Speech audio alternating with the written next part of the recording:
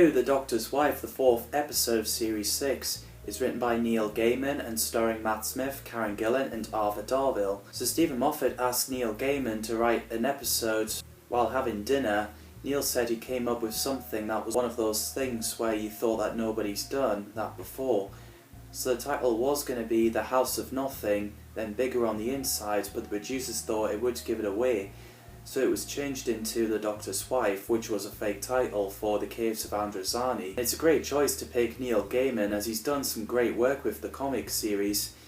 Before, when Russell T Davies was announced he was going to be the next showrunner after Chris Chibnall, I was hoping Neil Gaiman or Gareth Roberts to be the next showrunner, but of course I wasn't expecting Russell T Davies to come back, and I could not be any happier. When Neil wrote the episode, it was before Matt Smith was casted, and it was supposed to be Series 5 episode 11, but then got replaced with The Lodger. He got forced to operate with less money than he would have liked, including ditch the TARDIS swimming pool and use an Ood instead of creating his own monster, which means he had to include Rory, instead of Amy running in the TARDIS on her own. Originally, the episode was going to focus on the Doctor being chased by a villain in the TARDIS, and because of the Doctor's knowledge of the TARDIS, which would make it too easier for him, there are some changes, so it was the Doctor's companions instead, and making the TARDIS a threat instead of being chased by an alien, and thought, what if the Doctor and the TARDIS talk to each other? And Moffat loved the idea and described it as the Doctor's ultimate love story. So in the Bubble universe, Nephew, the green-eyed Ood, holds Idris into the machine, getting herself a new mind and soul to get ready for a Time Lord coming, which is the Doctor. Meanwhile, in the universe, as the Doctor is in the TARDIS with Amy and Rory, something knocked on the door and it was a flying white cube. And apparently the Doctor has got mail. The Doctor said there's no more Time Lords, well, at least not in the universe. As they arrived on the planet, the TARDIS goes dark as the power is draining away, so they go outside into the junkyard. Auntie, uncle, nephew and Idris came. Idris smooched the Doctor and bit him while calling him her thief. Serene Jones played Idris, a consciousness of the TARDIS, and used for Matrix. I thought she's fantastic, as she did as Mona Lisa in the Sarah Jane Adventures. Neil Gaiman needed an actress who is odd, beautiful but strange looking, and quite funny, so he requested Serene, and Stephen Moffat described her as sexy plus motherly plus utterly mad plus serene, which is a great description, as much as the Doctor being described as Father Christmas and Wizard of Oz. The producers wanted Idris to sound kinda like the Doctor, so they asked Serene to neutralise her accent a bit.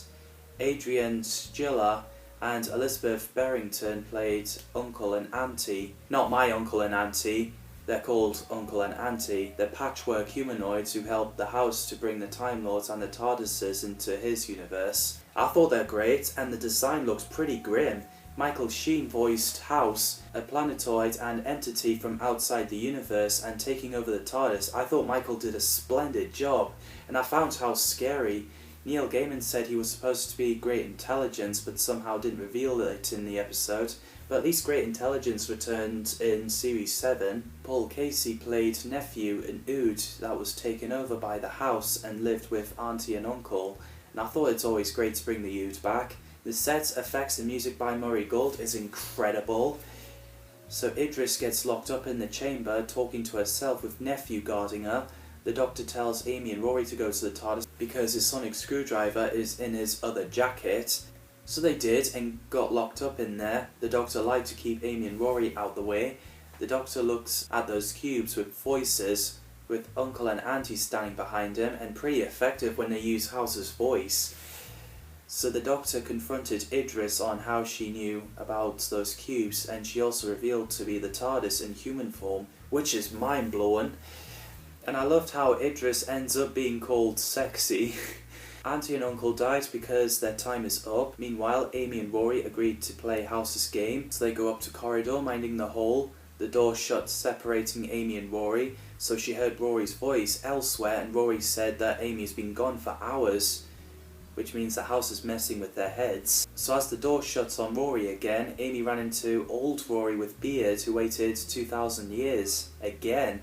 I thought he was pretty scary when he ranted at Amy and the door closed on old Rory. So then Amy found an area with the graffiti saying "Hate Amy, Kill Amy, Die Amy" with Rory's decomposed corpse, and Amy was devastated. Man, that scene is scary as hell. But luckily the true Rory found Amy with the corpse and graffiti disappeared. Neil Gaiman wanted to add heartbreaking moments between Amy and Rory, saying you get to see what it's like to be the companion from the companion's point of view. And she got to talk about, essentially in that version, how sad it is. In some ways he's thinking she'll get married, she'll get eaten by monsters, she'll die, she'll get sick of this, but he'll go on forever, and Neil got sick of it. So he called Stephen Moffat for help, and I think this is what it is. The budget did harm some filming locations, so the Doctor and Idris built makeshift TARDIS, and apparently that was designed by a 12-year-old girl called Susanna Lee, who won the competition at Blue Peter. Ironically, I was 12 years old when that episode came out, and I think that's a fantastic design. As it dematerialised and flying through space, which is great effects, the Doctor asked Idris to give Amy the message, and asked if Amy is the pretty one, but she ended up contacting Rory, which is funny, especially when the Doctor's like, "No, that's Rory, the pretty one."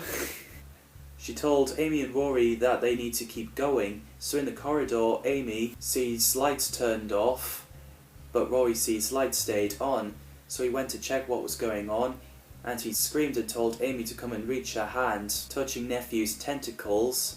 That was Nephew using Rory's voice. So they outrun Nephew. Amy uses a voice code to open the door, which is Crimson 11 Delight Petrichor, while thinking about a flat, a birthday cake, her wedding, a raindrop falling into dust a few times, while we get intense moments when Nephew is coming towards them.